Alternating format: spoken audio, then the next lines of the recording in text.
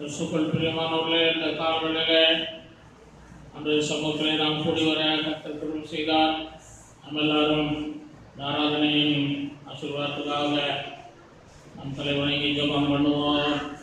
அல்லேலூயா, அல்லேலூயா, அல்லேலூயா. ஆண்டவராகிய இயேசுவே, உம்மை ஸ்தோத்திரிக்கிறோம், உம்மை துதிக்கிறோம், உம்மை வாழ்த்துகிறோம், உம்மை வணங்குகிறோம், போற்றுகிறோம், புகழுகிறோம். நீர் பெரியவர். ஆண்டவரே, உம்மை நன்றியோடு துதிக்கிறோம். இந்த காலவேளையிலே நோக்கி பார்க்கிறோம். இந்த வாரம் முழுவதும் எங்களை காப்பாற்றி நடத்தினீர், எத்தனையோ நன்மைகளை செய்தீர். உம்மை நன்றி செலுத்தி உம்மை துதிக்கிறோம். ஆண்டவரே, உமக்கு ஸ்தோத்திரம், ஸ்தோத்திரம், ஸ்தோத்திரம். ஆண்டவராகிய இயேசுவே, இந்த நாளிலும் ஆண்டவரே நாங்கள் ஆராதிக்க கூடி வந்திருக்கிறோம். ஆராதனை ஆசீர்வதிங்க. ஆண்டவரே, வந்திருக்கிற நம்முடைய பிள்ளைகளை தேவனாய் ஆசீர்வதி, சிறியவர் பெரியவர் அனைவரையும் ஆசீர்வதித்து ஆவிக்குள்ளாய் மாற்று. ஆண்டவரே, உமக்கு ஸ்தோத்திரம், ஸ்தோத்திரம், ஸ்தோத்திரம். பிள்ளைகளை ஆசீர்வதி. அந்த நாட்களில் நடந்து வந்த இடங்கள், வேலை பார்த்த இடங்கள், எங்களுடைய படிப்பு எல்லாவற்றிலும் கூட இருந்து மணிபோல காப்பாற்றி நடந்த நேரம் ஆண்டவரே, நீர் செய்த நன்மைகளை நாங்கள் ஆண்டவரே நினைத்து நன்றி செலுத்துகிறோம் அப்பா. ஒவ்வொன்றாய் நினைக்கிறோம் அப்பா. ஆண்டவரே, ஒவ்வொரு நன்மைகளையும் மறவாமல் உம்மை நன்றியோடு துதிக்கிறோம் ராஜா. ஆண்டவரே, உமக்கு ஸ்தோத்திரம். உடைய பெரிய கிருபை எங்களோடு இருந்து வழிநடத்துவதற்காய் ஸ்தோத்திரம். நாங்கள் நிர்மூலமாக ஆதரிப்பது உங்கள் கிருபை. ஆண்டவரே, உடைய பெரிய கிருபைகளுக்காக நன்றி செலுத்துகிறோம். உடைய ஆண்டவரே, தயவு இரக்கம் எங்கள் மேல் வைத்து நடத்தி வந்தே வந்து ஸ்தோத்திரம். தொடர்ந்து இந்த வாரக்காலம் முழுவதும் எங்களை நடத்தும் ஆசீர்வதித்தார், அற்புதங்களை செய்தார். ஆண்டவரே, பாடல்கள், ஆராதனைகள், தேவர்கள், சங்கீதங்கள், ஜபங்கள், செய்திகள் எல்லாவற்றையும் ஆசீர்வதித்தருவீராக. ஆண்டவரே, நீரே சபாநாயகராய் வைத்திருந்து சகல துதிகர மகிமையும் எடுத்துக்கொள்ள வேண்டும். இயேசு கிறிஸ்துவின் நாமத்தில் ஜெபிக்கிறோம் நல்ல பிதாவே, ஆமென். நம்ம எல்லாரும் நம்முடைய பாட்டு புத்தகத்திலே 967 பாடலை நாம் கருத்தோடு கூட பாடுவோம்.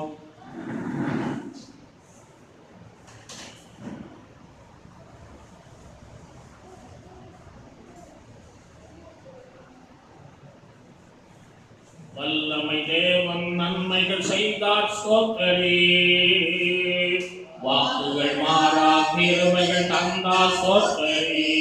வல்லமை தேவன் நன்மைகள் செய்தார் ஸ்தோத்திரி, வாக்குகள் மாறா கிருபைகள் தந்தார் ஸ்தோத்திரி.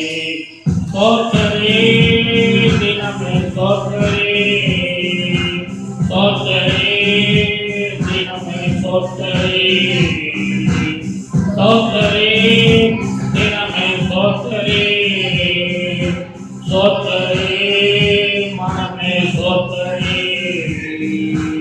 அல்லேலூயா, அல்லேலூயா, அல்லேலூயா, அல்லேலூயா, அல்லேலூயா, அல்லேலூயா, அல்லேலூயா, அல்லேலூயா, ஆமென்,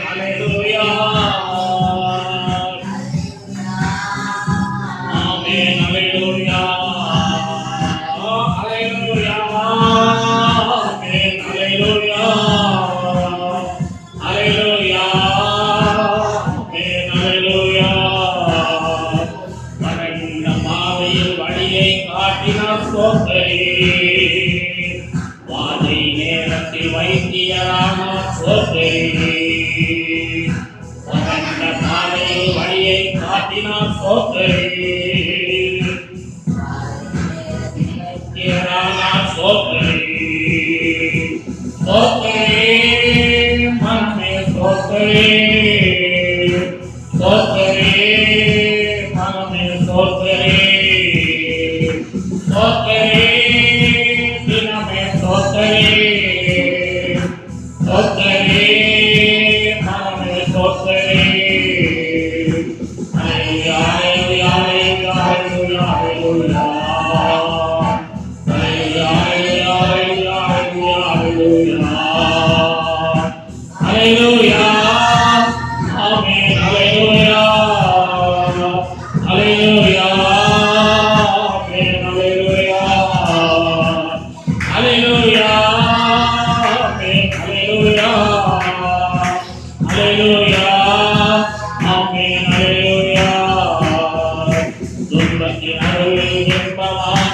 சோதரே உயர்ந்த வேலையாவது தந்தார் சோதரே துன்பத்தின் நடுவில் இன்பமாகினார் சோதரே உயர்ந்த வேலையாவது தந்தார் சோதரே சோதரே சோதரே சோதரே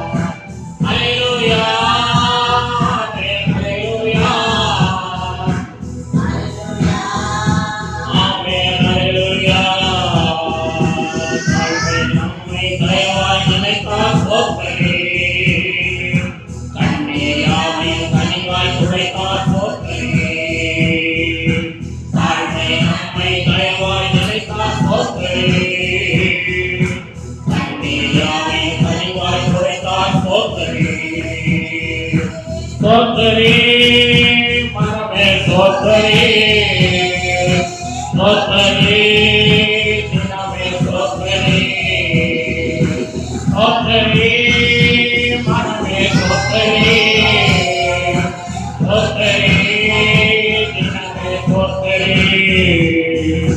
Hallelujah, hallelujah, hallelujah, hallelujah.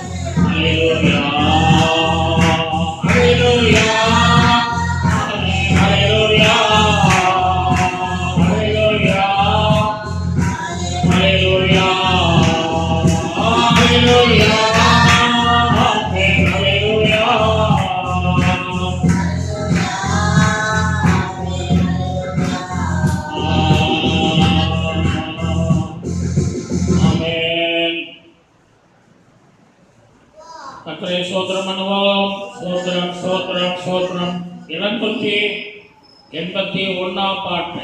அப்பா உம் கிருபைகளால் என்னை காத்துக் கொண்டீரே, அப்பா உம் கிருபைகளால் என்னை அணைத்துக் கொண்டீரே என்ற பாடலை நாம் கரங்களை தட்டி உற்சாகமாக பாடிய பாவை நன்றியோடு துதிப்போம்.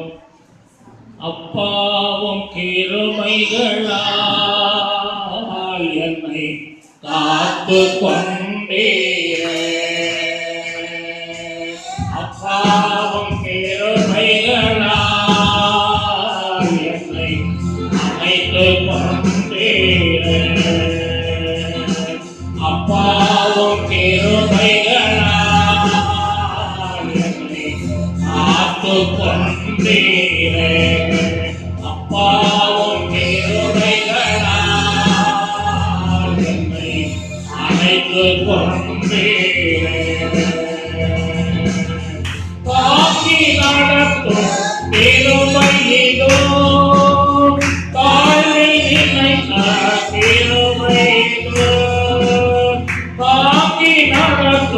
கிருபை இது வாழ்வில் நிறைந்த கிருபை இது தந்தையும் தாயும் கைவிட்டாலும் தயவை காக்கும் கிருபை இது தந்தையும் தாயும் கைவிட்டாலும் கிருபை இது பாவம் கிருபைகளா என்னை காக்கும்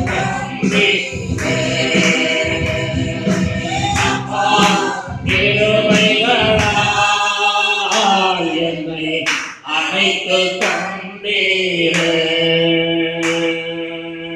ஜாதி நேரத்தில் காத்த கிருபை விடுதலை கொடுத்த தேவ கிருபை ஜாதி நேரத்தில் காத்த கிருபை விடுதலை கொடுத்த தேவ கிருபை சூழ்நிலைகள் மாறினாலும் மாறாமல் தாங்கிட்ட தேவ கிருபை சூழ்நிலைகள் மாறினாலும் மாறாமல் தாங்கிட்ட தேவ கிருபை அப்பாவும் கைகளா என்னை காத்து கொண்டீரே அப்பாவும் கிருபைகளா என்னை அணைத்து கொண்டீரே கஷ்டத்தின் நேரத்தில் காத்து கிருபை நீரை மாற்றின தேவ கிருபை கஷ்டத்தின் நேரத்தில் காத்த கிருபை கண்ணீரை மாற்றின தேவ கிருபை தடைகள் யாவையும் உடைத்து எறிந்து வெற்றியை காண்பித்த தேவ கிருபை தடைகள் யாவையும் உடைத்து எறிந்து வெற்றியை காண்பித்த தேவ கிருபை அப்பாவும் கைகளா என்னை காத்து கொண்டீரே அப்பாவும் கைகளா என்னை அணைத்து கொண்டீரே ஆமென் ஹalleluya ஹalleluya ஹalleluya ஆமென் ஆண்டவரே மை துதிக்கிறோம் ஹalleluya ஹalleluya ஹalleluya ஹalleluya அடியோடு துதிக்கிறோம் ராஜா ஸ்தோத்திரம் ஸ்தோத்திரம் ஸ்தோத்திரம் ஆண்டவரே உமக்கு ஸ்தோத்திரம் கர்த்தாவே மகிமைப்படுத்துகிறோம் சரவணன் ரோஜாவே பள்ளத்தாக்கின் லீலி புஷ்பமே 10,000 சிறந்தவரே என்னையும் சிவகுமாரவரே நன்றியோடு துதிக்கிறோம் ஹalleluya ஹalleluya ஹalleluya எல்லா மகிமைக்கும் பாத்திரரே எல்லா கனத்துக்கும் பாத்திரரே எல்லா மகிமைக்கும் பாத்திரரே எல்லா கனத்துக்கும் பாத்திரரே அசைவாடும் தெய்வமே அசைவாடும் தெய்வமே அசைவாடும் தெய்வமே அசைவாடும் தெய்வமே எங்கள் மேலே அசைவாடுமே எங்கள் மேலே அசைவாடுமே செங்கடமே அசைவாடினீ எல்லா தடைகளும் மாற்றினீரே செங்கடமே அசைவாடினீ எல்லா தடைகளை மாற்றினீரே எங்கள் தடைகள் மேல் அசைவாடுமே எங்கள் தடைகள் மேல் அசைவாடுமே அசைவாடும்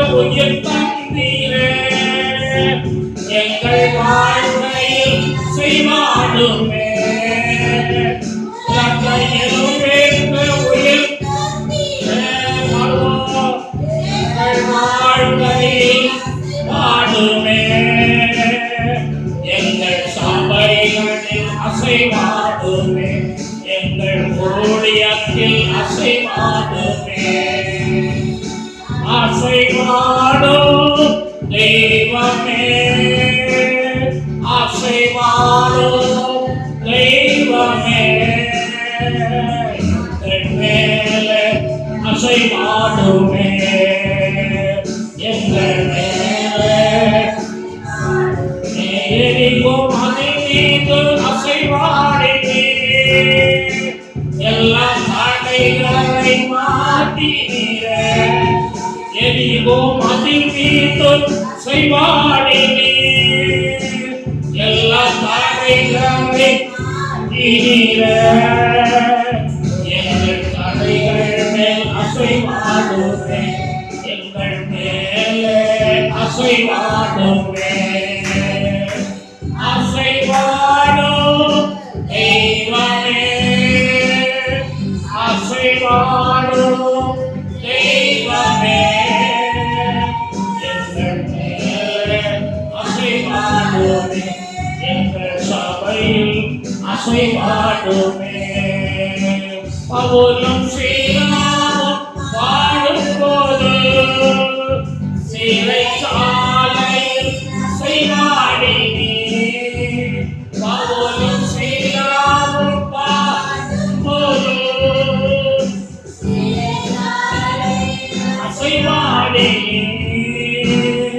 எங்கள் மேலே அசைவாடுமே எங்கள் சபையில் அசைவாடுமே எங்கள் ஊழியத்தில் ஆடுமே எங்கள் குடும்பத்தில் எங்கள் தேசத்தில் அசைவாடுமே அசைவாடும் தெய்வமே அசைவாடும் தெய்வமே அசைவாடும் தெய்வமே அசைவாடும் தெய்வமே எங்கள் மேலே அசைவாடுமே எங்கள் மேலே அசைவாடுமே அல்லேலூயா அல்லேலூயா அல்லேலூயா அல்லேலூயா அபியானவரே எங்கள் மேலே அசைவாடுங்கப்பா ஆண்டவரே எங்களுடைய சபையிலே அசைவாடுங்க ஊழியத்திலே அப்பா எங்கள் விசுவாசிகள் மத்தியிலே ஆண்டவரே அசைவாடுங்க தகப்பனே எல்லா அசுத்தங்களையும் அகற்றி எல்லா தடைகளையும் நீக்கி எல்லா தீமைகளையும் விலக்கி எல்லா துன்பங்களையும் தொல்லைகளையும் சத்துருவினுடைய சோதனைகளையும் அகற்றி ஆண்டவரே ஜெயித்து தாரும் ஐயா ஆவியானவரே அசைவாடும் தகப்பனே ஹல்லேலூயா ஹல்லேலூயா ஆண்டவரே ஆதியிலே நீர் அசைவாடும் போது உலகம் உருவாக்கப்பட்டதப்பா சிருஷ்டிக்கப்பட்டது ஆண்டவரே அப்படியாக ஒவ்வொருவர் மேலும் அசைவாடி ஒவ்வொருவரையும் உருவாக்குங்க ஆண்டவரே ஒவ்வொருவரையும் புதிய சிருஷ்டியால் மாற்றுங்க ஆண்டவரே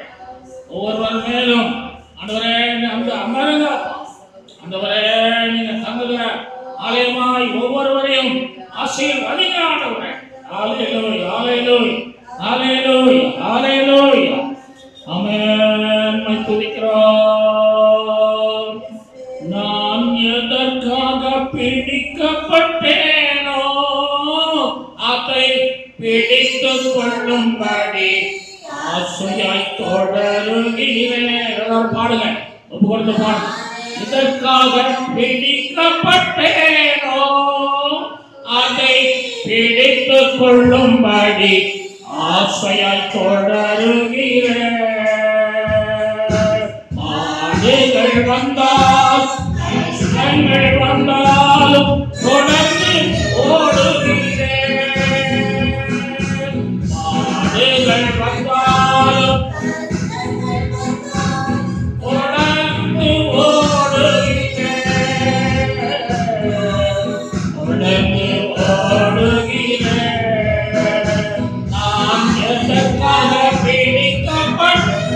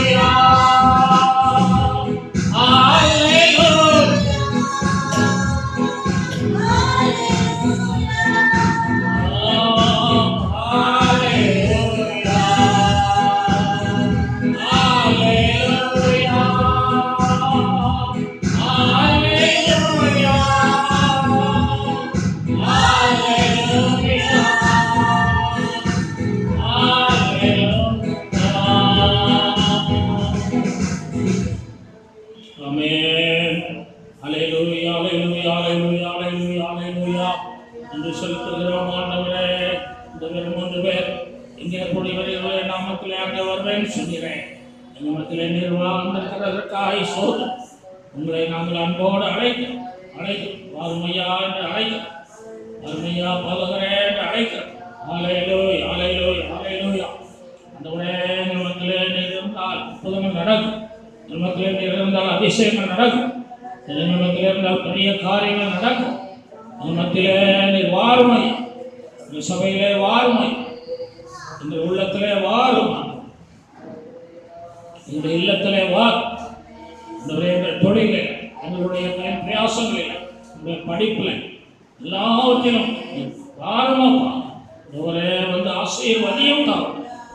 அந்த ஆசீர்வதியும் ஒரே பிள்ளைகள் வாழ்க்கை இருக்கிற எல்லா தடைகளும் நீங்கள், எல்லா துன்பங்களும் நீங்கள், எல்லா சத்துரு கிரியைகளும் அகன்று போகும்.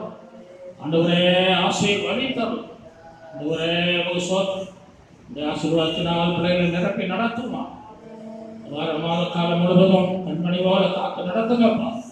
இந்த ஒரே உலகம் முழுவதும் பாதிக்கப்பட்டிருக்கிற அந்த வேளையில இந்த பிள்ளைகளை நீ கர்த்தாவே கண்ணோக்கி பார்த்து அந்தவரே அவர்கள் கூப்பிடுதலுக்கு நீர் இறங்கி தேவைகள் எல்லாம் சந்தித்து வருகிறீரா.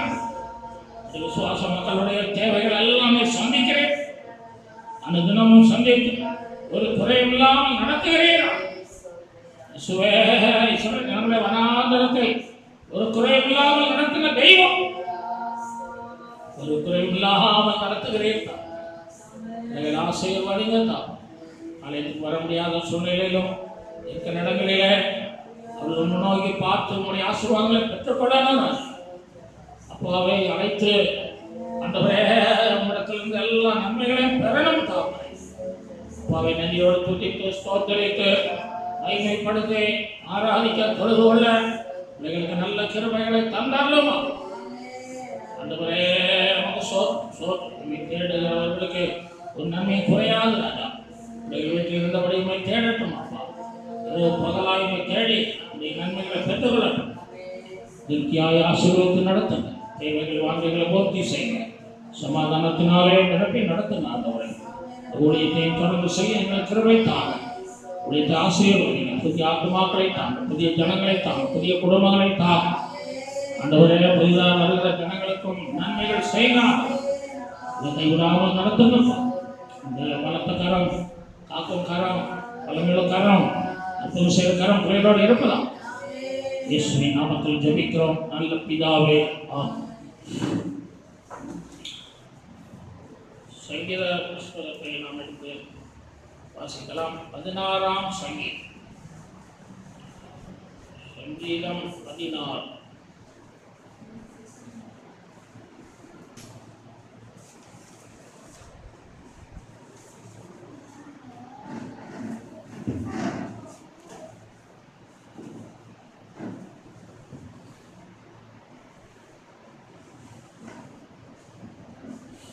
சங்கீதம் 16ஆம் சங்கீதத்தை நம்மளாரும் எழுந்து நின்று மாறி மாறி வாசிப்போம்.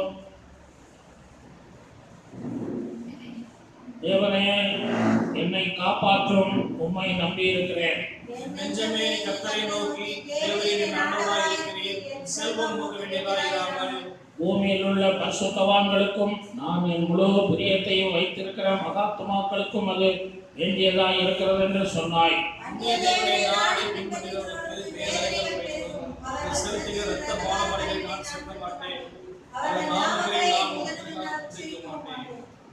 கர்த்தரின் சுதந்திரமும் என் பாத்திரத்தின் பங்குமானவர். என் சுதந்திரத்தை தேவனில் காப்பாற்றுகிறேன்.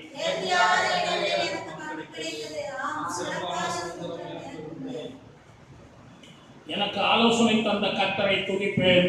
காலங்களிலும் என் உள்ளந்திரியங்கள் என்னை உணர்த்தும்.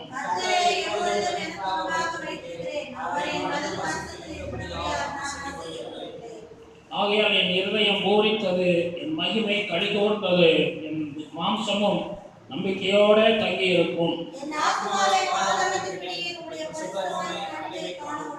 எல்லாரும் சேர்ந்து வாசிக்கும். ஜீவ நாட்டத்தை எனக்கு தெரியப்படுத்துவேன். உங்களுடைய சமூகத்தில் பரிபூர்ண ஆனந்தமும் வலது பாசத்தில் நித்திய பேரின்பமும் உண்டு. கற்றுக் கொடுத்த சனிக்காய் கத்தரை கரம் வைத்து சோத்திரம் பண்ணுவோம். அல்லேலூயா அல்லேலூயா அல்லேலூயா. கடந்தவெல்லாம் காத்ததுக்காக சோத்திரம் பண்ணுவோம். நம்முடைய போக்குவரத்து எல்லாம் கூட இருந்ததுக்காக சோத்திரம் பண்ணுவோம். நம்முடைய தொழில்கள் ஆசிர்வித்து வருமானங்களை ஆசிர்வித்து அதுக்காக சோத்திரம் பண்ணுவோம். தேவையெல்லாம் கத்த நிறைவேற்றி தந்ததுக்காக சோத்திரம் பண்ணுவோம். சுகபல ஜீவனை தந்து காப்பதற்காக சோத்திரம் பண்ணுவோம். சகல பரிசுத்தவான்கள் ஊழியர்களுக்காக சோத்திரம் பண்ணுவோம். உலகம் முழுவதும் பாதிக்கப்பட்ட மக்களுக்கு விடுதலை தரும்படி சோத்திரம் பண்ணுவோம். நம்முடைய இந்தியாவில் உள்ள அரசாங்கத்துக்காக சோத்திரம் பண்ணுவோம். தமிழ்நாட்டு அரசாங்கத்துக்காக சோத்திரம் பண்ணுவோம். மக்களுக்கு தேவையான நன்மைகள் கிடைக்கும்படி சோத்திரம் பண்ணுவோம். சோத்திரம். கர்த்தர் பெரிய காரியங்களை தேசத்திலே செய்ய சோத்திரம் பண்ணுவோம். சுவாச மக்களை பேர் ஆசீர்வதிக்க சோத்திரம் பண்ணுவோம். ஆமென் அல்லேலூயா. எந்த வார ஊழியர்கள் எல்லாம் ஆசீர்வதிக்கப்பட சோத்திரம் பண்ணுவோம். சோத்திரம் சோத்திரம். ஊழியக்கார குடும்பத்தை கர்த்தர் ஆசீர்வதிக்க சோத்திரம் பண்ணுவோம். அதிகமாக நேசித்து வழிநடத்துகிற சர்வரும் தேவனை சங்கீதமாக பார்த்து நிறுத்தரும். நல்ல ஆலோசனைகளை தாங்க. ஆண்டவரே உங்க சோத்திரம். சங்கீதத்தை கொண்டு எங்களோடு பேசுங்க. இயேசுவின் நாமத்தில் ஜெபிக்கிறோம் நல்ல பிதாவே. கர்வம் 16ஆம் சங்கீதம் ஒரு நல்ல சங்கீதம். தாவீது எழுதின சங்கீதம் என்று போட்டிருக்கிறது. தாவீது சொல்லுகிறார் 1ஆம் வசனத்திலே, தேவனே என்னை காப்பார், உம்மை நம்பி இருக்கிறேன் என்று சொல்லு. தாவீது ராஜாவுக்கு அநேக வீரர்கள் இருந்தார். அவர் ஒன்று சொன்னா 9 செய்யறதுக்கு ஆட்டம் இருந்தார்.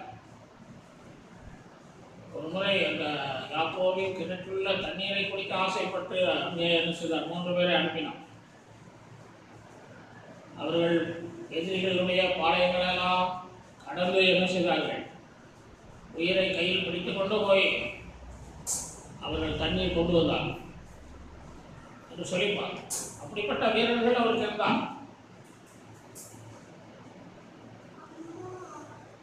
ரெண்டு குத்தாக அல்ல, ஒரே குத்தா குத்தி சாய்த்து விடுகிறேன் என்று சொல்லக்கூடியவர்கள் அவரிடத்தில் இருந்தார். அவருக்கு நல்ல பாதுகாப்பு இருந்தது.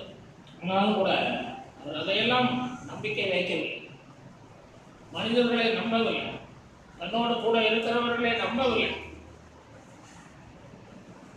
அவர் இந்த உலகத்தில் எதையுமே நம்பவில்லை. கர்த்தரையே நம்பி, கர்த்தரையே நம்பிக்கையாய் கொண்டிருக்கிற மனுஷன் பாக்கியவான் என்று சொல்லியிருக்கிறபடி கர்த்தரையே நம்பி வாழ்ந்த தாவீது கர்த்தரால் ஆசீர்வதிக்கப்பட்டார். தேவன் அவரை காப்பாற்றினார்.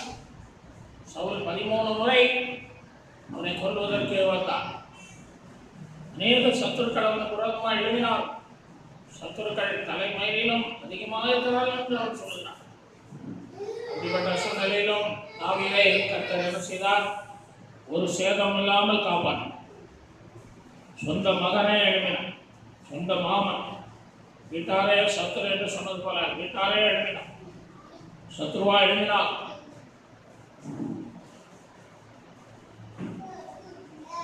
ஆனால் ஆண்டவர் சத்துருக்கள் மத்தியிலே ஒரு பந்தியை ஆயத்தப்படுத்தி தலை எண்ணெயால் அபிஷேகம் பண்ணி அவனை பாதுகாத்து நடத்தினார். அந்த தேவன் நம்மோடு கூட இருக்கிறார்.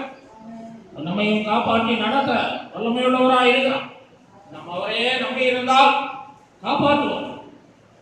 அவரையே நம்பி இருக்க நமக்கு நல்ல கிருபை கர்த்தர் தருவாராக. 4ஆம் வசனத்தில் அந்நிய தேவனை நாடி பின்பற்றுகிறவர்களுக்கு வேதனைகள் பெருகும் என்று வாசம். அந்நிய தேவர்களை நாடி போகக்கூடாது. நம்மை படைத்த தெய்வத்தை நாடி வர வேண்டும். நமக்காக நம்மை தாயின் கருவில உருவாக்கின தேவன் உண்டு. நம்மை உலகத்தில் கொண்டு வந்த தேவன் உண்டு.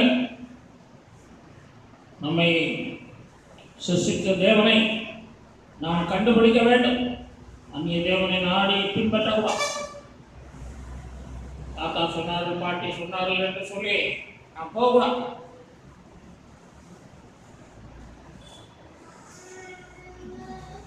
கர்த்தரை நாம் நாடி பின்பற்ற வேண்டும்.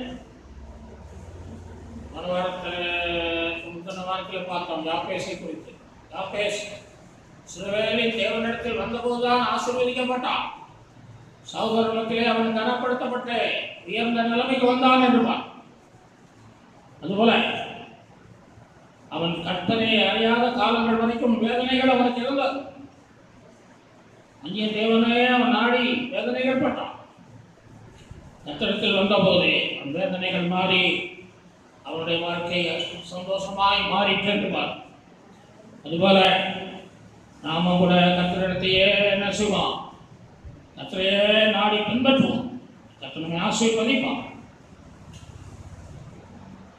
7ஆம் வசனத்திலே எனக்கு ஆலோசனை தந்த கர்த்தரை துதிப்பேன் என்று சொல்லுகிறார். ஆலோசனை தந்த கர்த்தர். தாவீதுக்கு நல்ல ஆலோசனைகளை தேவன் கொடுக்கிறவராய் இருந்தார். ஏனென்றால் எப்போதும் தேவனையே நோக்கி பார்த்தார். பாடுகள், கஷ்டங்கள், உபத்திரங்கள் வந்தபோது, சத்துருக்கள் எழுதின போது, யுத்தம் வந்தபோது, அழிவுகள் வந்தபோது, வாதைகள் வந்தபோது, கொள்ளை நோய்கள் வந்த போதெல்லாம் அவர் கர்த்தரையே நோக்கி பார்க்கிறவராய் இருந்ததுனாலே கர்த்தர் அவருக்கு நல்ல ஆலோசனைகள் தந்து நல்ல பாதையிலே அவரை நடத்தினார். கர்த்தர் ஆலோசனை தருகிற தேவன். 9:6 கூட பார்க்கிறோம். ஆலோசனை கர்த்தர் என்று இயேசுவுக்கு ஒரு பெயர் இருக்கு. ஆலோசனை கர்த்தர். ஆலோசனை தரும். இன்றைக்கும் நம்ம ஆலோசனை கேட்காம இருக்கிறதுனால தான் நம்ம கஷ்டப்படுறோம். ஆலோசனை கேட்கணும். கர்த்தர் எல்லாவற்றையும் குறித்து ஆலோசனைகள் கேட்டால் எல்லாவற்றுக்கும் ஆலோசனை தர அவரால் எப்படி? சிறு பிள்ளைகளுக்கு ஆலோசனை தருவா, வாலிப பிள்ளைகளுக்கு ஆலோசனை தருவா, கல்யாணம் பண்ணவர்களுக்கு ஆலோசனை தருவா, குடும்பஸ்தர்களுக்கு ஆலோசனை தருவா, பெரியவர்களுக்கு ஆலோசனை தருவா, தாய்தாப்பனுக்கு ஆலோசனை தருவா, மதித்தவர்களுக்கு ஆலோசனை தருவா, ஊழியக்காரர்களுக்கு ஆலோசனை தருவா. அப்படி ஆலோசனைகள் ஆச்சரியமானவைகள் என்று பார்க்கிறோம். அந்த ரெபெக்காள் தன் கற்பத்திலே 2 குழந்தைகள் இருந்ததாக சொல்கிறார். நேற்று முந்தின நாளில் ஒரு செய்தி போட்டார்கள் டிவியில். தமிழ்நாட்டிலே சீர்காழி என்று சொல்லக்கூடிய ஊரில் நேருக்கு 2 குழந்தைகள் பிறந்திருக்கிறது. அதை போட்டு காட்டினார்கள். 2 குழந்தைகள். சிலருக்கு 2 ஆணா பிறந்திருக்கு, சிலருக்கு பெண்ணும் ஆணுமா பிறந்திருக்கு, சிலருக்கு பெண் குழந்தைகளாக பிறந்திருக்கு. 2 பிள்ளைகள் நிறைய பிறந்தது. அது என்ன, எதனால அப்படி சீர்காழியில் மட்டும் பிறக்குதுன்னு சொல்லி ஆராய்ச்சி பண்ணுறாங்க. அப்படி ரெபெக்காள் வைத்தியும் 2 பிள்ளைகள் இருந்தது முதலாவது பைபிளில் தான் படிக்கணும். அப்பொழுது அவள் யாரிடத்திலும் போய் ஆலோசனை கேட்கவில்லை, தேவனிடத்திலே போய் ஆலோசனை கேட்டாள் என்று பார்க்கணும். அப்படிதான் அவர் அதை குறித்ததான நல்ல சரியான விளக்கங்களை கொடுத்தார். அதனாலே அவள் தைரியமான மகளாக காணப்பட்டார். ஆண்டவருடைய ஆலோசனைகள் நமக்கு தைரியத்தை தரும். ஆண்டவருடைய ஆலோசனைகள் நமக்கு ஆசீர்வாதத்தை தரும். ஆண்டவருடைய ஆலோசனைகள் நமக்கு பலனை தரும். ஆண்டவருடைய ஆலோசனைகளை நாம் கேட்க வேண்டும். 8ஆம் வசனத்திலே கர்த்தரை எப்பொழுதும் எனக்கு முன்பாக வைத்திருக்கிறேன். அவர் என் வலது பாரசத்தில் இருக்கிறபடியால் நான் அசைக்கப்படுவதில்லை என்று சொல்லுகிறார். எப்பொழுதும் கர்த்தரையே தனக்கு முன்பாக வைத்திருந்ததாக தாவீது சொல்லுகிறார். நாம் எப்பொழுதும் கர்த்தரையே நமக்கு முன்பாக வைத்திருக்க வேண்டும். நம்முடைய பணம், நம்முடைய பொருள், நம்முடைய சொத்துக்கள், நம்முடைய படிப்பு, நம்முடைய திறமைகள், நம்முடைய வேலைகள் எல்லாவற்றையும் முன்னே வைக்கக்கூடாது. நம்முடைய ஜாதி, மொழிகள், நம்முடைய உயர்வுகளை எல்லாம் வைக்கக்கூடாது. கர்த்தரே முன்னால் கர்த்தரே முன்னால் வைத்திருந்தால் நாம் என்ன செய்ய மாட்டோமா? அசைக்க படம் போதும் முன்பாக கர்த்தரை. தாவீது ஒரு வீடை கர்த்தர் கட்டி கொடுத்த போது சொன்னார், ஆண்டவரே என்னுடைய வீடு உங்களுடைய பார்வையில் எப்போதும் இருக்க வேண்டும். ஒரு நல்ல ஜபம், ஆண்டவருடைய பார்வையில் இருக்கணும். அப்படியானால் அந்த வீடு எவ்வளவு பாதுகாப்பா இருக்கும் பாருங்க. அதுபோல தாவீதை போல நாம் ஜெபிப்போம். ஆண்டவரே எப்பொழுதும் எனக்கு முன்பாக உண்மை வைக்கிறேன், என் தொழிலுக்கு முன்பாக வைக்கிறேன், என் படிப்புக்கு முன்பாக உண்மை வைக்கிறேன், என்னுடைய தேவைகளுக்கு முன்பாக உண்மை வைக்கிறேன், குடும்பத்தில் முன்பாக உண்மை வைக்கிறேன் என்று சொல்லி கர்த்தரையே முன்பாக வைப்போம். கர்த்தர் நம்மை அசைக்கப்படாதபடி பாதுகாத்து ஆசீர்வதிப்போம். 11ஆம் வசனம், ஜீவ மார்க்கத்தை எனக்கு ஜீவ மார்க்கத்தை குறித்து நாம் தெரிந்து கொள்ள வேண்டும் என்று அறிந்து விரும்பினார். ஜீவ மார்க்கத்தை, ஜீவ வழிகளை, ஜீவ பாதையை எனக்கு தெரியப்படுத்தும். அந்த பாதையில் நான் நடந்து நித்திய பேரின்பத்தை அடைவேன், நித்திய ராஜ்யத்துக்கு நான் வருவேன். ஜீவ மார்க்கத்தை எனக்கு போதித்தள்ளும், சத்திய மார்க்கத்தை போதித்தள்ளும், உடைய சித்தத்தின்படியான மார்க்கத்தை போதித்தள்ளும், நல்ல பாதையிலே என்னை நடத்தும், நேர்மையான பாதையிலே, பரிசுத்த பாதையிலே, நீதியின் பாதையிலே நடத்தும். அப்பொழுது நான் உடைய வலது பாரசத்தில் இருக்கிற அந்த நித்திய பேரின்பத்தில் நான் வந்து சந்தோஷப்படுவேன், பரலோகத்திலே நான் நிச்சயமாய் மகிழ்ச்சி அடைவேன் என்று சொல்லி தாவீது அந்த ஜீவ மார்க்கத்தை குறித்து ஆண்டவரிடத்திலே கேட்கிறதை பார்க்கணும். நம்முடைய வாழ்க்கையிலும் ஜீவ மார்க்கத்தை ஆண்டவரிடத்தில் எப்போதும் கேட்கணும். நல்ல பாதையை காட்டுங்க ஆண்டவர், நல்ல வழியை காட்டுங்க, நல்ல நேர்மையான பாதையை நடத்துங்கன்னு சொல்லுங்க.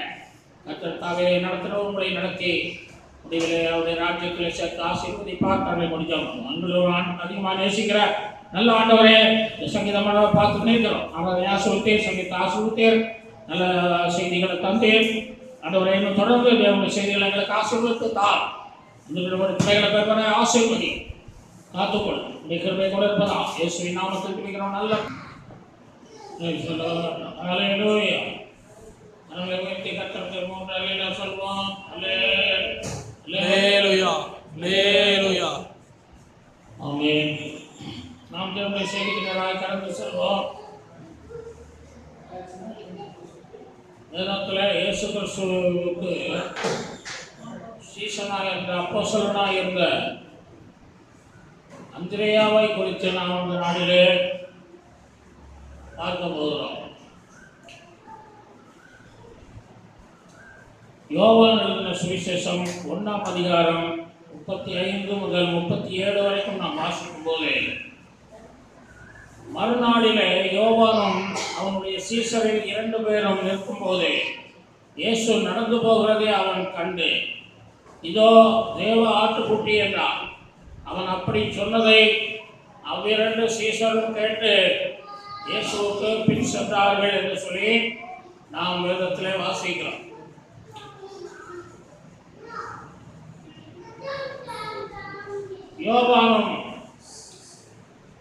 யோவான் என்று சொல்லி நாம் இதில் வாசிக்கிற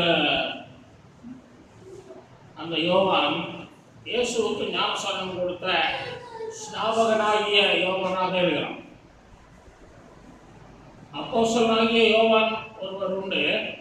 இவன் ஞானஸ்நானம் கொடுக்கிற இயேசுக்கு முன்னாக வழியை ஆயத்தம் பண்ண புறப்பட்டு வந்த ஸ்நாபகனாகிய யோவான். அவனுக்கு சீசரில் இருந்தான்.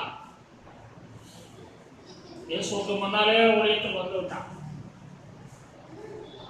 இயேசுக்கும் அவனுக்கும் வயது வித்தியாசம் ஒரு 6 மாதம் வித்தியாசம். இயேசு ஊழியத்துக்கு வரும் முன்னதாக அவன் ஊழியத்துக்கு வந்து ஊழியத்தை செய்கிறான். அவனுக்கு சீசர்கள் இருந்தார். அதிலே 2 சீஷர்கள் அவனிடத்துல பேசிக் கொண்டிருந்த போது இயேசு அந்த வழியாய் நடந்து போகிறார். அதை பார்த்து யோவான் ஸ்நாபகன் சொல்கிறான், இதோ தேவ ஆட்டுக்குட்டி போகிறார், அவரை பின் சென்று நீங்கள் போங்கள் என்று அந்த சீஷர்களிடத்திலே சொல்லுகிறான். அந்த சீஷர்களில் ஒருவன் தான் அந்திரேயா என்று சொல்லி நாம் பார்க்கிறோம்.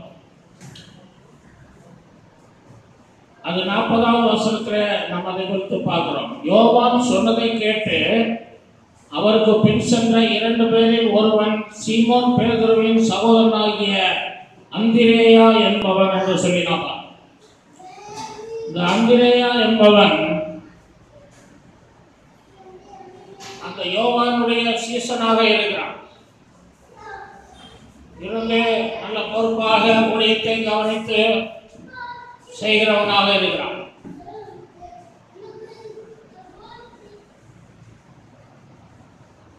அப்படி இருக்கிற நாட்களில் இயேசுவை அவன் பார்த்தபோது இவர் தேவ ஆட்டுக்குட்டி என்று சொல்லி அவனிடத்துக்கு அவனை இயேசு கிறிஸ்துவை குறித்து அறிமுகப்படுத்துகிறார்.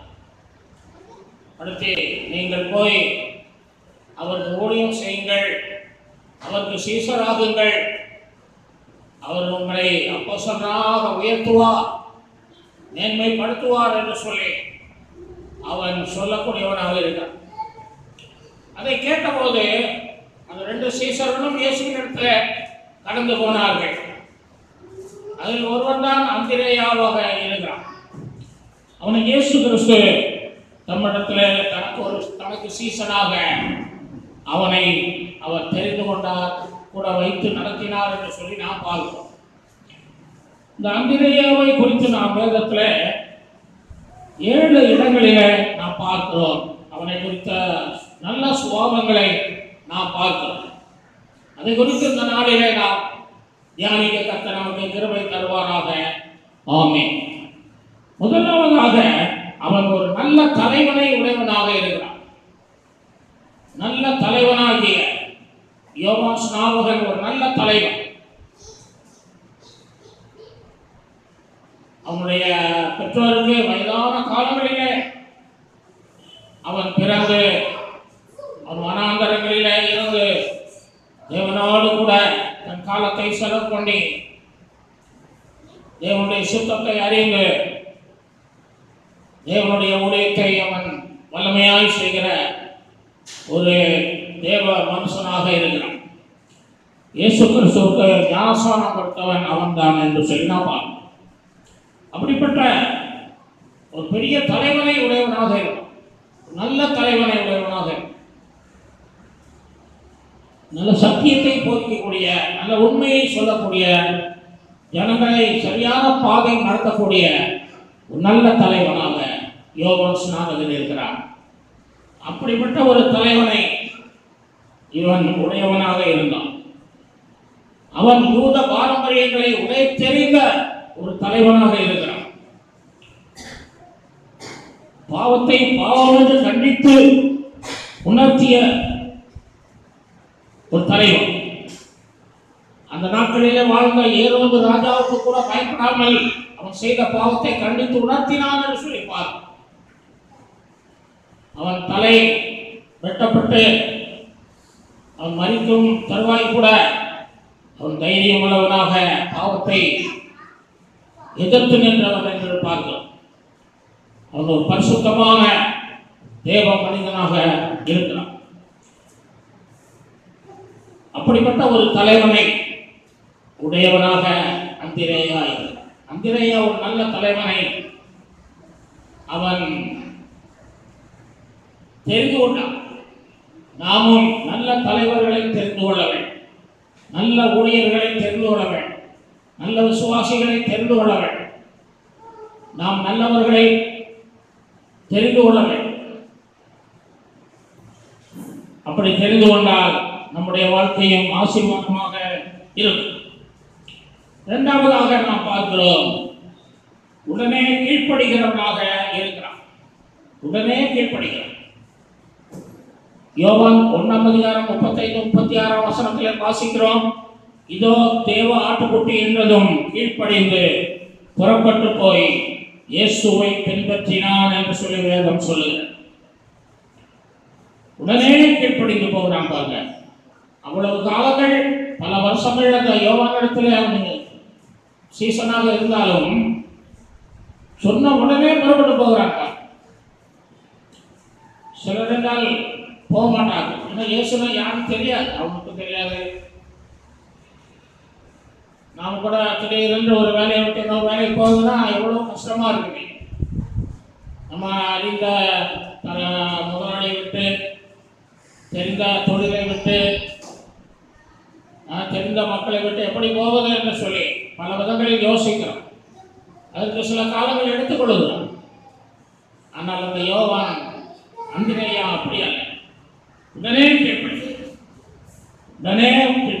சென்றார். ஏனென்றால் யோவான் 5:35 பார்க்கிறோம், யோவானை குறித்து இயேசு சாட்சி கொடுக்கிறார். அவன் எரிந்து பிரகாசிக்கிற விளக்காயிருந்தான் என்று சொல்லப்படுகிறார். யோவான் எரிந்து பிரகாசிக்கிற ஒளியாக இருக்கிறான். ஆனால் இயேசு உலகத்துக்கெல்லாம் ஒளியை கொடுக்கிற தேவனாக இருக்கிறார். உலகத்துக்கெல்லாம் ஒளி கொடுக்கிறார். நான் உலகத்திற்கு ஒளியாக இருக்கிறேன் என்று சொல்றார். ஜீவ ஒளியாக இருக்கிறேன் என்று சொல்றார். என்னை பின்பற்றுகிறவன் இருளில் நடவாமல் ஜீவ ஒளியை அடைந்திருப்பான் என்று சொல்றார். ஆகவே எல்லா வெளிச்சத்திற்கும் எல்லா ஒளிக்கும் பெரிய ஒளியாகிய இயேசுவை அவன் கண்டு கொண்டான். அந்திரேயா இன்னைக்கு மனிதர் அந்த ஒளியை கண்டுகொள்ளாமல் இருக்கிறான். அங்கிருந்து ஒளி வருது, இங்கிருந்து ஒளி வருது என்று சொல்லுகிறான். அப்படி அல்ல. நாம் ஆராதிக்கிற தேவன் ஒளி உள்ள தேவன். ஒருவரும்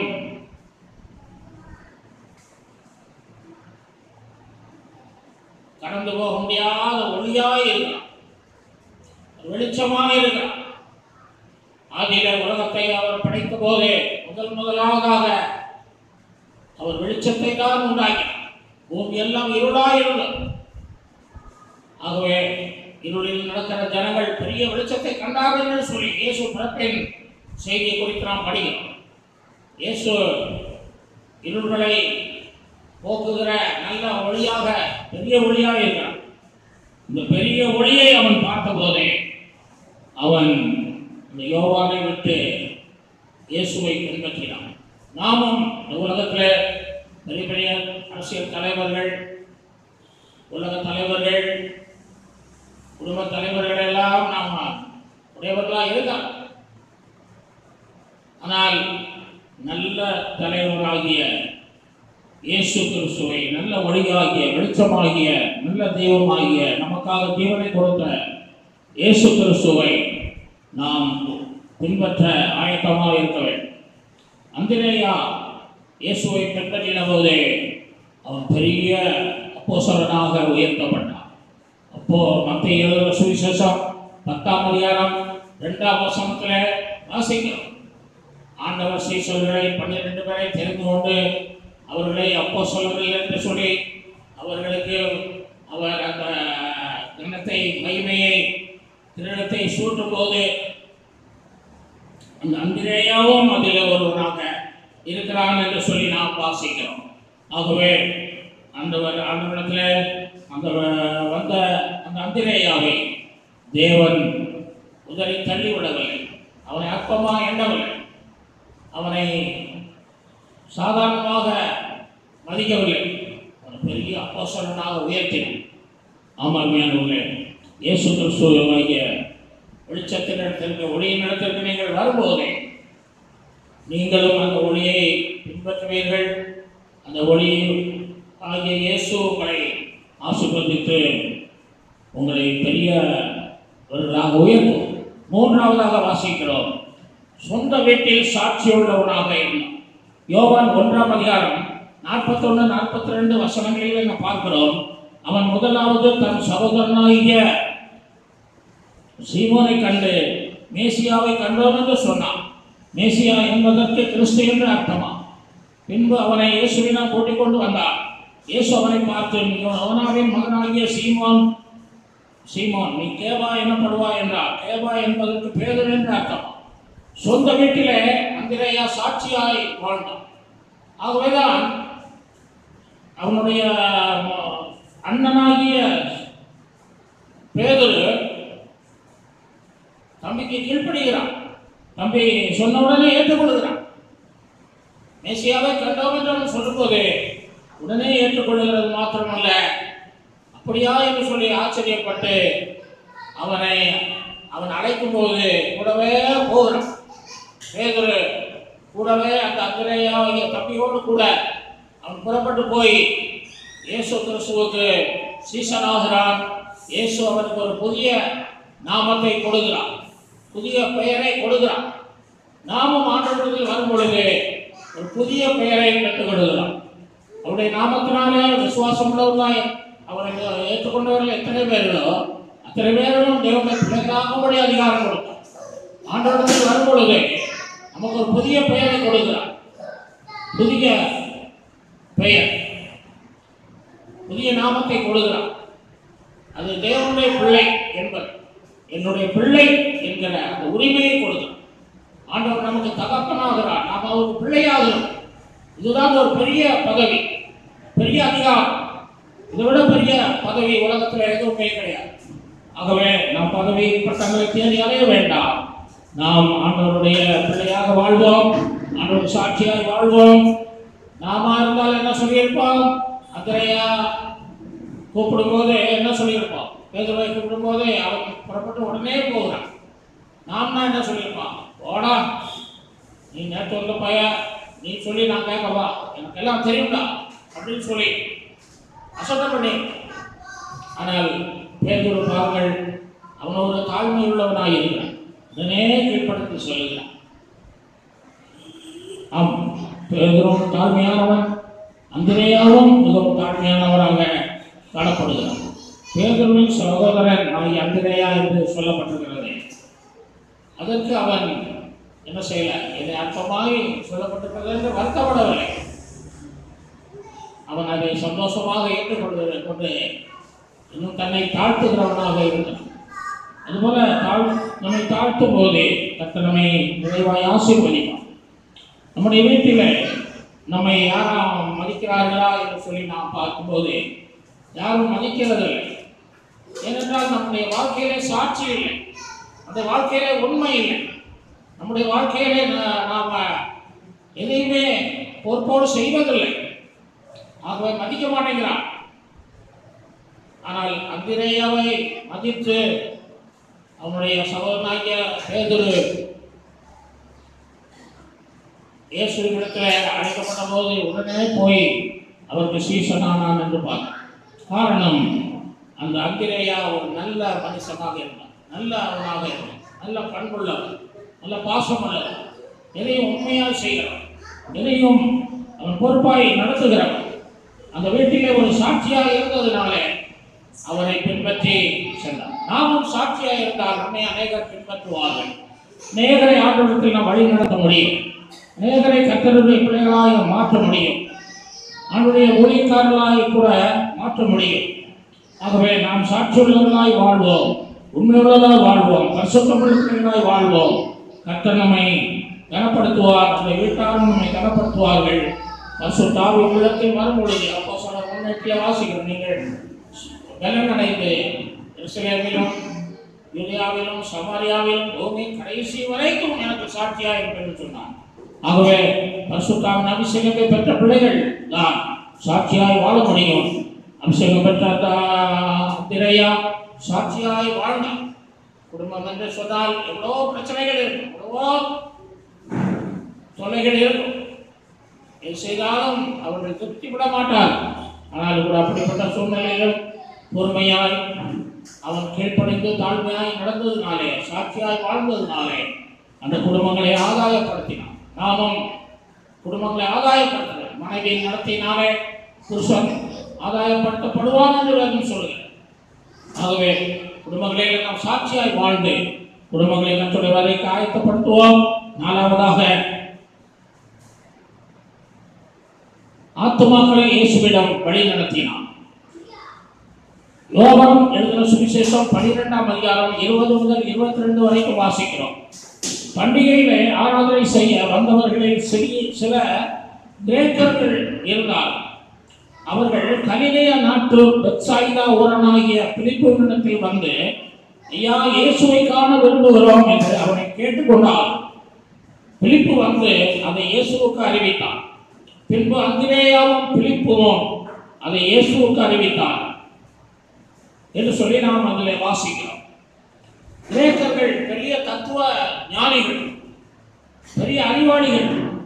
அவர்கள் தத்துவ சாஸ்திரங்களை அவர்கள் கற்று தேர்ந்தவர்கள், சடங்காச்சாரங்கள் நிறைந்தவர்கள், ஜாதி பெருமைகள், மொழி பெருமைகள், குல பெருமைகள், கோத்திர பெருமைகளால் நிறைந்தவர்கள். அவர் ஞானிகள். ஆனால் கூட அப்படிப்பட்டவர்களிடத்திலும் அவன் தேவனை குறித்து என்ன செய்கிறான்? அறிவிக்கிறவனாக, அவர்களை இயேசு கிறிஸ்துவின் இடத்துல வழி நடத்துகிறவனாக காணப்படுகிறார் என்று சொல்லி நாம் பார்ப்போம். அருமையானவர்களே, நாம் எல்லாரையும் ஆண்டவரிடத்தில் வழி நடத்த நாம் போதுமானவர்களாக இருக்க வேண்டும். நாம் எல்லாருக்கும் இயேசு கிறிஸ்துவை குறித்து நாம் அறிவிக்க வேண்டும். ஆண்டவர் சொன்னார், உலகத்துக்கு நீங்கள் உப்பாய் இருக்கிறீர்கள் என்று சொல்லி. உப்பு எல்லா வீடுகளிலும் இருக்கு, அரண்மனைகளிலும் கூட காணப்படும். ஆகவே நம்முடைய ஊழியமானது எல்லா ஜனங்களுக்கும் ஏற்றதாக இருக்க வேண்டும். எல்லாரையும் கர்த்தருக்குள் ஆதாயப்படுத்த நாம் முன்வர வேண்டும். எல்லாருக்கும் ஒரு ஆத்மா இருக்கிறது. நம்முடைய இந்தியா நாடு தத்துவத்திலே ஊறின ஒரு நாடாக இருக்கிறது. ஆனால் இந்த நாட்டிலே அந்திரேயாவை போல நாம் எல்லா தத்துவங்களையும் கடந்து நாம் சுவிசேஷங்களை அறிவிக்க வேண்டும். சுவிசேஷம் தான் பெரிய தத்துவம். அதை ஜனத்துக்கு நாம் அறிவித்து அவர்களை ஆதாயப்படுத்த வேண்டும். 3 ஞானிகள் இருந்தார்கள். ஒரு சிறு கதையை ஒன்றை ஞாபகத்துக்கு வருகிறது. ஒரு ஆற்றை கடப்பதற்கு 3 ஞானிகள் பிரயாசப்பட்டு ஒரு படகை பிடித்து அதில் பயணம் ஆரம்பித்தார்கள். அப்படி போய்கொண்டிருக்கும் போது பலத்த காற்று அடித்து, அந்த சூழ்நிலையில அவர்கள் பேசிக்கொண்டே போனார்கள். அப்பொழுது படகோட்டிகிட்டே ஒரு ஞானி சொல்லுகிறார், உனக்கு தத்துவ சாஸ்திரம் தெரியுமா என்று கேட்டார். அவன் தெரியாது என்றான். அப்பொழுது அவர் சொன்னார், உன்னுடைய கால்வாசி வாழ்க்கையை வீணாக்கி விட்டாயே என்றான். 2வது ஞானி பேசினான்.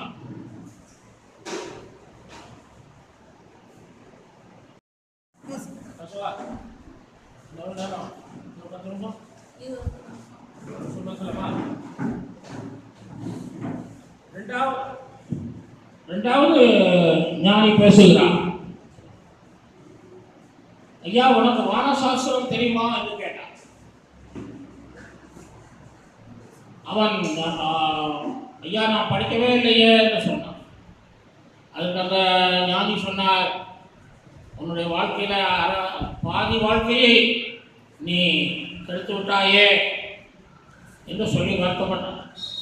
3வது ஞானி பேசினார்.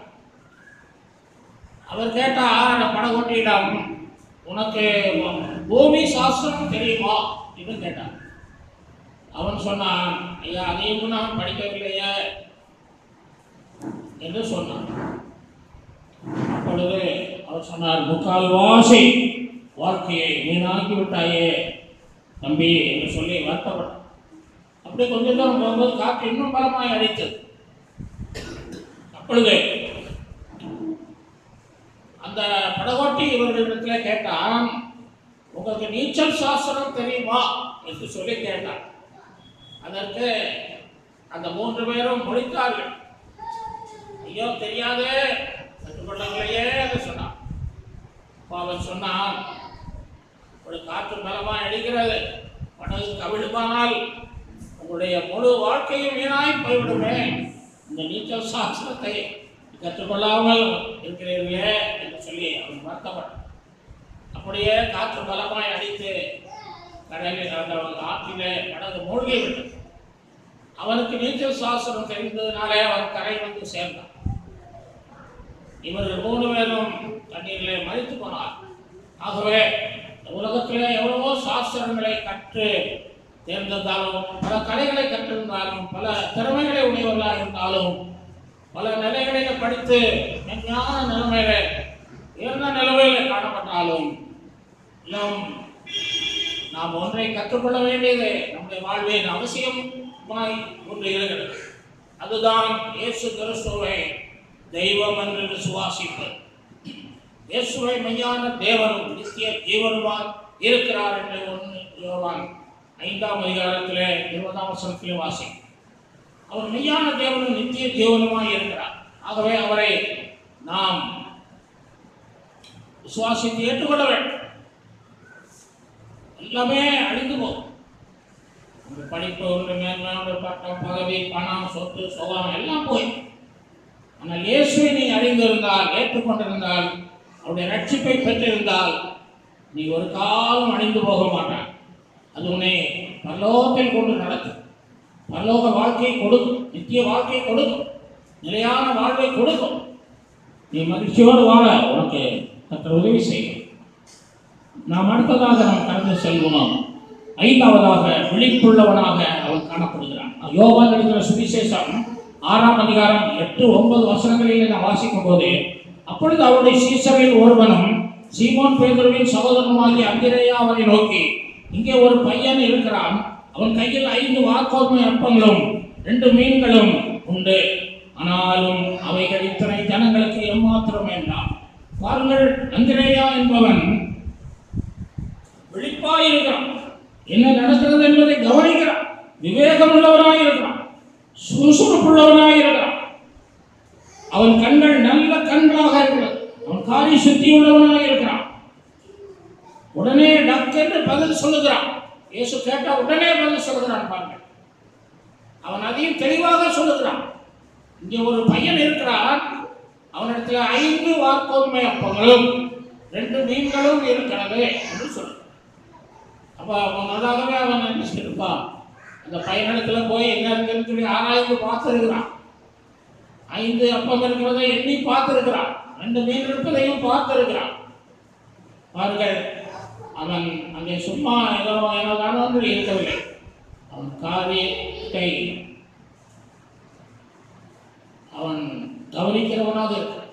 ஜனங்களை கவனிக்கிறான். ஒவ்வொரு இடத்திலும் என்ன இருக்கிறது, என்ன செய்கிறார்கள், என்ன வைத்திருக்கிறார்கள், என்ன இல்லாமல் இருக்கிறது, கவனிக்கிறான். குடும்ப தலைவன் குடும்பத்தை கவனிக்கிறான், குடும்ப தலைவி கவனிக்கிறான், பிள்ளைகளை கவனிக்கிறான், வீட்டை கவனிக்கிறோம். காரிய சுத்தி உள்ளவர்களாக இருக்கிறோம். குணசாலியாக சொல்லி என்ன செய்கிறார்கள் சொல்லப்பட்டுள்ளது, அவள் தன்னுடைய குடும்பத்தை எப்படி நடத்தலாம் என்று என்ன செய்கிறாளாம், அவள் சிந்தித்துக் கொண்டே இருக்கிறாள் சொல்ல. இப்படி கவனிக்கணும். ஒரு கவனமுள்ள பிள்ளைகளாக நாம் இருக்கிறோம். இந்த ரோட்டில் போகும்போது சில இடங்களிலே போட்டுட்டோம், ஸ்டாப், லிசன், ப்ரொசீட் என்று போட்டுட்டோம். நின்று கவனித்து பிற்பாடு செல் என்று சொல்லணும். கவனித்து போகும், கவனிக்காமல் போகலாம். ரயில்வே கேட்டு அடைத்திருந்த போது ஒருவன் திறந்திருக்கிறது என்று சொல்லி காரிலே அதில் போய் மோதி செத்து போனான். கவனிக்கவில்லை. கவனித்து நாம் வந்தால் நாம் பத்திரமாய் நடக்க முடியும். கவனம் தேவை, எல்லாவற்றிலும் கவனம் தேவை. நம்ம ரொம்ப கவனமுள்ளவனாக விழிப்புள்ளவனாக இருக்கிறான் அந்திரேயா. அதனாலே என்ன நடந்தது, 5000 புருஷர்கள் சாப்பிட்டார். மீதியான துணிக்கைகளை 12 கூட நிறைய எடுக்க கர்த்தர் உதவி செய்யலாம். ஆமாண்மையானவர்களே, கர்த்தர் நம்முடைய வாழ்க்கையிலே நாம் எப்படி இருக்கிறோம் என்பதை அவர் கவனிக்கிறார். நாம் விழிப்புள்ளவர்களாக இருந்தால் நம் ஆண்டவருக்கு பிரயோஜனமான பிள்ளைகளாக இருப்போம். விழிப்பாயிருக்கும், சுறுசுறுப்பாயிருக்கும், காரிய சித்தி உள்ளவர்களாக இருக்கிறோம்.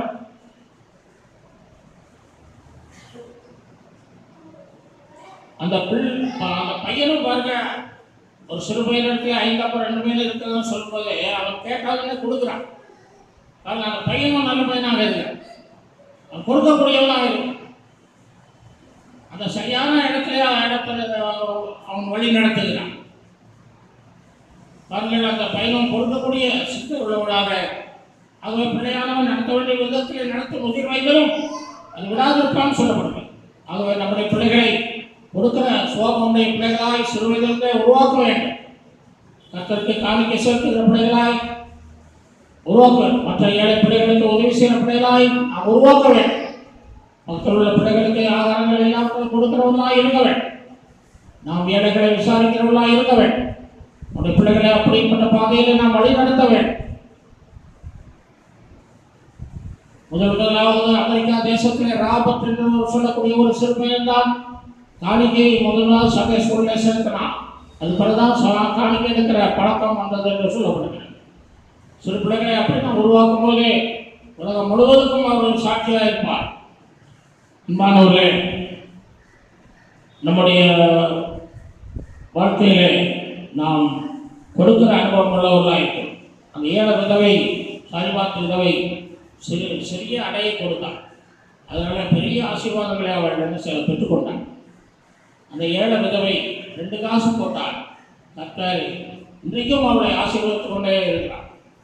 ஆமாம், கொடுக்கிற பிள்ளைகளை ஆசீர்வதிப்பார். இந்தியா ஒரு கொடுக்கிற நாடாக இருக்கிறது. தமிழ்நாடு கொடுக்கிற நாடாக இருக்கிறது.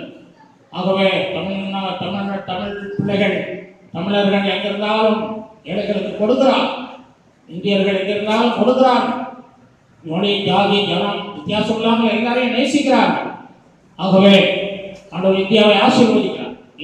இந்தியா காஷ்மீர் முதல் குமரி வரை ஆசீர்வதிக்கப்பட்ட ஒரு நாடாக இருக்கிறது. நாமும் கொடுத்து ஆசீர்வாதங்களை பெற்றுக்கொள்வோம். கர்த்தர் ஆசீர்வதிப்பாராக. இந்தியாவை போல விழிப்போடு வாழ்வோம். விழிப்பாய் ஜெபிப்போம். விழிப்பாய் குடும்பத்திலே காணப்படுவோம். விழிப்பாய் நம்முடைய தொழில்களை செய்வோம். விழிப்பாய் நம்முடைய படிப்பை தொடருவோம். விழிப்பாய் நம்முடைய வரைக்கு நாம் ஆயத்தமாக இருப்போம். 6வதாக அவன் வீட்டிற்கு வந்தான். அவன் வீட்டிற்கு இயேசு வந்தார். மார்க்கு 1:29 வாசிக்கிறோம். உடனே அவர்கள் ஜெப ஆலயத்தை விட்டு புறப்பட்டு யாக்கோபோடும் யோவானோடும் கூட சீமோன் அந்திரேயா என்பவருடைய வீட்டில் பிரவேசித்தார்கள் என்று சொல்லி நாம் அதில் வாசிக்கிறோம். இயேசு அந்த அந்திரேயா வீட்டிற்கு வந்தார். இயேசு ஒரு வீட்டிற்கு வர வேண்டுமானால் அவர்கள் அதுக்கு தகுதியுள்ளவர்களாக இருக்க வேண்டும். பரிசுத்தமான பிள்ளைகளாக இருக்க வேண்டும். ஆண்டவரை நேசிக்கிறவர்களாக இருக்க வேண்டும். அப்பதான் வருவார். நாமும் சொந்தக்காரர் யாராவது நேசித்து வாங்க சொன்னதான் வர்றாங்க, இல்லைன்னா வரமாட்டாங்க. கூப்பிடாத வீட்டுக்கு வர்றதில்லை. அப்படி இயேசுவையும் நாம் கூப்பிட வேண்டும். அந்த வீட்டிற்கு அவர்கள் கூப்பிட்ட போது உடனே வந்தான். காரணம் அவர்கள் தகுதி உள்ளவர்களாக, அவர் பரிசுத்தமான பிள்ளைகளாக இயேசுவை பின்பற்றுகிறவர்களாக இருந்தார். ஆகவே அந்த வீட்டிற்கு வந்தபோது பாருங்கள், அங்கே அந்த அந்திரேயாவுடைய மாமியார் அத்தை மிகவும் சுகவீனமாக இருக்கிறார். படுத்த படுக்கையிலே இருக்கிறார். அவர்களை குறித்து அவர் விசாரிக்கும் போது அவர்களுடைய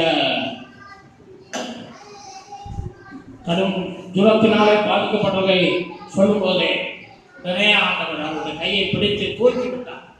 உடனே அவர் எழுதுவதில் அவருக்கு பணிவிடை செய்தால் என்று 30ஆம் அதிகாரம் 31ஆம் வசனங்களிலே 30-31 மார்க் 1ஆம் அதிகாரம் 30-31 பார்க்கிறோம். சீமோனுடைய மாமி ஜுரமாய் கிடந்தால் உடனே அவர்கள் அவளை குறித்து அவருக்கு சொன்னார்கள். அவர் கிட்ட போய் அவருடைய கையை பிடித்து அவளை தூக்கி விட்டார். உடனே ஜுரம் அவளுக்கு நீங்கி. அப்பொழுது அவள் அவர்களுக்கு பணிவிடை செய்தாள் என்று வாசம். ஆமாம், இயேசுவை நாம் அழைக்கிறோம். 2 பேர் 3 பேர் எங்கே போனாலும் அங்கே நான் இருப்பேன் என்று சொல்லுகிறேன். அவர் அழைத்தால் வருவார். நான் அவர் கல்யாண வீட்டில் அவரை அழைத்தார். அங்கே குறைவுகளை எல்லாம் இயேசு கிறிஸ்துவுக்கு அவருடைய தாய் எடுத்து சொன்னார்கள். அப்பொழுது அந்த குறைவுகளை நிறைவாக்கினார். ஆகவே நம்முடைய குறைவுகளை ஆண்டவராய் அழைத்து நாம் சொல்லுவோம். ஆண்டவரை எங்கள் வீட்டுக்கு வாருங்கள் என்று முதலாவது அழைப்போம். அழைத்து நாம் அவரிடத்திலே நம்முடைய விண்ணப்பங்களை வைப்போம். தேவைகளை நிறைவேற்றுவோம். குறைவுகளை மாற்றுவோம். அவர் வந்துட்டாங்க, அந்த குறைவெல்லாம் மாறிடும். அருமையானவர்கள், அவர் வந்தாலே அற்புதம் நடக்கும். அவர் வந்தாலும் அற்புதம், போனாலும் அற்புதம், நடந்தாலும் அற்புதம், உட்கார்ந்தாலும் அற்புதம், தூங்கினாலும் அற்புதம், எழுந்திருந்தாலும் அற்புதம், மறித்தாலும் அற்புதம், உயிர்த்திருந்தாலும் அற்புதம், இன்றும் அற்புதம், எல்லாம் அற்புதம். அவர் பெயரே அற்புதம். ஆகவே இந்த அற்புதர் இயேசு அந்த வார்த்தை. கடைசியாக ஏழாவதாக அந்திரேயாவின் மகிமையான மரணத்தை குறித்து நாம் பார்க்கிறோம்.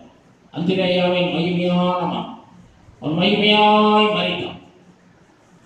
அகாய நாட்டு கவர்னர் அந்திரேயாவை பிடித்து சிறையில் அடைத்தான், உபத்திரவப்படுத்தினான். இயேசு கிறிஸ்துவை குறித்து சொல்லக்கூடாது என்று சொல்லி அவனை இயேசுவை மறுதலிக்க ஏற்பாடு செய்தான்.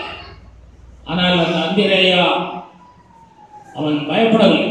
அந்திரேயா என்ற பெயரின் அர்த்தம் தைரியம் உள்ளவன் என்ற அர்த்தம், தைரியசாலி. ஆகவே அவன் தைரியமாக இயேசு கிறிஸ்துவை குறித்து சாட்சி கொடுக்கிறவனாக இருந்தான். மறுதலிக்கவில்லை, பல பாடுகளிலே மறுதலிக்கவில்லை. அதனாலே அவனை பிடித்து 2 நாட்கள் சிலுவையிலே போட்டு தொங்க விட்டான். 2 நாட்கள் பசியோடு பட்டினியோடு தொங்கினான் சிலுவையிலே. ஆனால் அந்த 2 நாட்களிலே சுவிசேஷத்தை அறிவித்தான். சுற்றியுள்ள ஜனங்கள் அவனை வேடிக்கை பார்க்க வந்தார்கள். அவர்களுக்கு இயேசு கிறிஸ்துவை தைரியமாய் அறிவிக்கிறவனாக இருந்தான். அநேகரை கர்த்தருக்குள் வழிநடத்துகிறவனாக அந்த கடைசி சமயத்தில் கூட அவன் காணப்பட்டான். சிம்சோன் இப்படி கடைசி நேரத்தில் என்னை நினைத்தரணும் என்று ஜெபித்து புது பலனை பெற்று அன்றைக்கு அவன் பலத்த அற்புதங்களை கடைசி நேரத்தில் கூட செய்தது போல கடைசி நேரத்திலும் அந்திரேயா புது பலன் பெற்று அவன் சிலுவையிலே தொங்கும்போது கூட ஆண்டவரை மறுதலிக்காமல் தைரியமாய் நின்று அவன் சுவிசேஷத்தை அறிவித்து அநேகரை அவன் வழி நடத்தினான். அருமையானவர்களே, அநேகரை கிறிஸ்துவுக்குள் வழி நடத்தி 3ஆம் நாளிலே அவன் மரித்தான். தேவ தூதர்கள் அவனை பரலோகத்துக்கு அழைத்து சென்றார். அந்திரேயா உலக பாடுகளை குறித்து அவன் பயப்படவில்லை. அவன் பெயர் கேட்டபடி மரண நேரத்திலும் கூட தைரியமாயிருந்தான். எபிரேயர் 10:35 சொல்லப்படுது, ஆகையால் மிகுந்த மகன் தேர்வான உங்கள் தைரியத்தை விட்டுவிடாதீர்கள். நீதிமொழி 28:1 வாசிக்கிறோம், நீதிவான் சிங்கத்தை போல தைரியமாக இருக்கிறான். ரோமர் 8:18 படிக்கிறோம், இக்காலத்து பாடுகள் இனி வெளிப்பட போகிற நம்மிடத்தில் வெளிப்பட போகிற மகிமைக்கு ஒப்பிடத்தக்கவைகள் அல்ல என்று சொல்லப்படும். ஆகவே இவைகளை அந்த அந்திரேயா அறிந்திருந்தான். வெளிப்படுத்தல் 2:10 நீ படப்போகும் பாடுகளை குறித்து பயப்படா, முடிவு பரியந்தம் உண்மையாய் அப்பொழுது ஜீவ கிரீடத்தை உனக்கு தருவேன் என்று சொல்லி ஆண்டவர் சொல்லுகிறார். அருமையான தேவனுடைய பிள்ளையே, அந்த அந்திரேயாவை போல நாம் தைரியம் உள்ள பிள்ளைகளாய் வாழ்வோம். உலகத்தின் பாடுகள் நம்ம ஒன்றும் செய்ய முடியாது. ஒரு பாடல் கூட இருக்கிறது, இவ்வுலக பாடு என்னை என்ன செய்திடும், அவ்வுலக வாழ்வுக்காக காத்திருக்கிற, இவ்வுலக பாடு என்னை என்ன செய்திடும், அவ்வுலக வாழ்வுக்காக காத்திருக்கிற, ஆனந்தம் கொள்ளுவேன் அவரை நான் பாடுவேன் உயிருள்ள நாள் வரையில். அல்லேலூயா, ஆனந்தம் கொள்ளுவேன் அவரை நான் பாடுவேன் உயிருள்ள நாள் வரையில். எந்தன் வாழ்வு எந்தன் இயேசு தருகிறார், எந்தன் வாயில் புது பாட்டு எந்தன் இயேசு தருகிறார். அமர்ஞானவர்களே, நாம் தேவனுடைய செய்தியை கேட்டோம். அந்திரேயாவை குறித்து நாம் பார்க்க ஆண்டவர் இந்த நாளிலே அந்திரேயாவை குறித்து நாம் பார்க்க கர்த்தர் கிருபை செய்தார். அவனுடைய வாழ்க்கையிலே நல்ல காரியங்களை நாம் பார்க்க உதவி செய்தார். அந்திரேயா ஒரு நல்ல தலைவனை உடையவனாக இருந்தான் என்று சொல்லி நாம் முதலாவதாக பார்க்கிறோம். இரண்டாவதாக அவன் உடனே கீழ்ப்படுகிற சுபாவம் உள்ளவனாக இருக்கிறான் என்று பார்க்கிறோம். மூன்றாவதாக சொந்த வீட்டில் சாட்சி உள்ளவனாக வாழ்ந்தான் என்று பார்க்கிறோம். நாலாவதாக ஆத்துமாக்களை இயேசுவிடத்தில் வழி நடத்துகிற ஒரு ஊழியக்காரனாக இருந்தான் என்று பார்க்கிறோம். ஐந்தாவதாக விழிப்புள்ளவனாக சுறுசுறுப்புள்ளவனாக காணப்பட்டான் என்று சொல்லி நாம் பார்க்கிறோம். ஆறாவதாக இயேசு அவன் வீட்டிற்கு வந்து அவனை ஆசீர்வதித்தார், அந்த வீட்டிலே அற்புதங்களை செய்தார் என்று பார்க்கிறோம். ஏழாவதாக அந்திரேயா மகிமையான மரணத்தை அவர் அடைந்தார் என்று சொல்லி நாம் கர்த்ததாமே இந்த வார்த்தைகளினாலே உங்களை ஆசீர்வதிப்பாராக. கண்ணை மூடி நாம் ஜெபம் பண்ணுவோம். அன்புள்ள ஆண்டவரே, உம்முடைய நாமத்துக்கு ஸ்தோத்திரங்களை செலுத்துகிறோம். ஆண்டவரே, துதிபலிகளை செலுத்துகிறோம். ஆண்டவரே, நீ நல்லவர். 7 காரியங்களை நாங்கள் வந்து வாழ்விலிருந்து பார்க்க உதவி செய்திருப்பா. இன்னும் அநேக காரியங்களை பார்த்து நாங்கள் நம்மை துதிக்க உதவி செய்யும். அருமையான பிள்ளைகளை ஆசீர்வாதம் ஆண்டவரே, அருமையான பிள்ளைகளை பலப்படுத்தியும் சுவாச பிள்ளைகளை நிர்மலாய் ஆசீர்வதித்து அந்திரேயாவை போல ஆண்டவரே அவர்கள்